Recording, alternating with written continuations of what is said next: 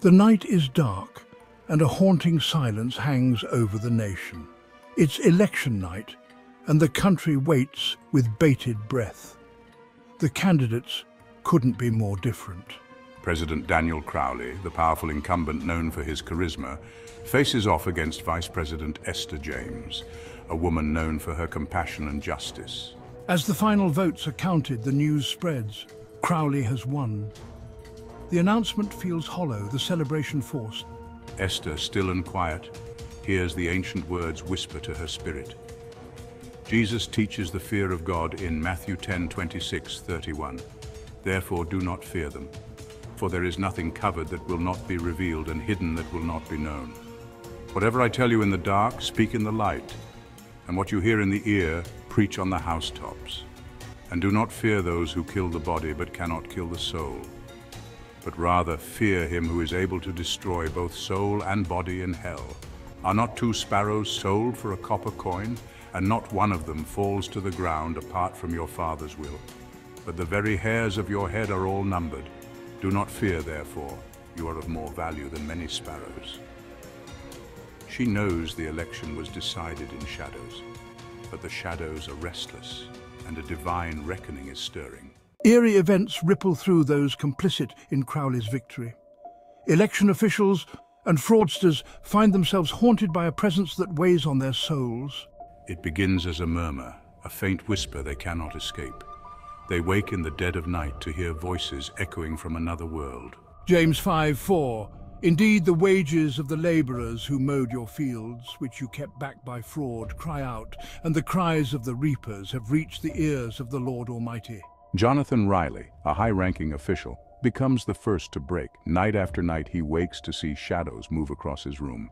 The voices claw at his mind until he feels he's on the brink of madness. One by one, those involved in the fraud begin to break. The whispers follow them wherever they go, at work, at home, in the streets. Shadows flicker at the edge of their vision. Strange chills run through their bones. For we wrestle not against flesh and blood, but against the rulers of the darkness of this world, against spiritual wickedness in high places. Ephesians 6:12. Crowley himself, usually untouchable and arrogant, begins to feel a gnawing fear. He's haunted by a recurring vision, a throne of unyielding light and a voice that speaks with terrifying finality. Depart from me, you who practice lawlessness. Matthew 7:23. Esther's supporters, led by strong women, are filled with righteous anger. Inspired by Esther's courage, black women unite in powerful action. Social media lights up with calls for truth and justice. They are reminded of Proverbs 31:30. Charm is deceitful and beauty is passing, but a woman who fears the Lord, she shall be praised.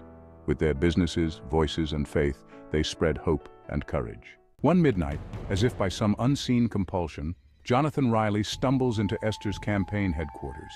His face is gaunt, his eyes hollowed by fear. He confesses in a trembling voice, his words spilling out like poison.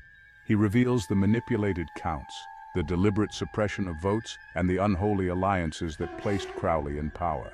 Others begin to come forward, some publicly, some in secret, but each one feeling the relentless weight of the truth they can no longer hide. As revelations unfold, Crowley's support crumbles.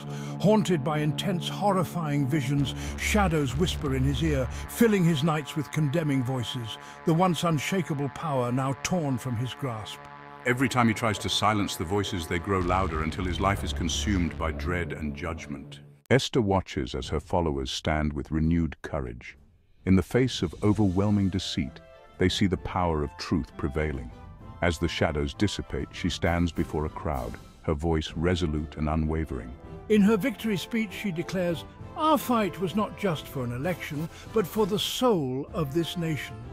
The people feel a powerful surge of hope, knowing that justice has prevailed. In the darkness of his office, Crowley sits alone, his mind unraveling. He sees himself reflected in the scriptures he ignored. The words haunt him, his power fleeting, his deception brought to ruin. Esther's voice reaches even his empty heart. He realizes he has nowhere left to hide from the truth. The screen fades, leaving only the echo of Esther's words. The nation has learned that no darkness is impenetrable to God's truth.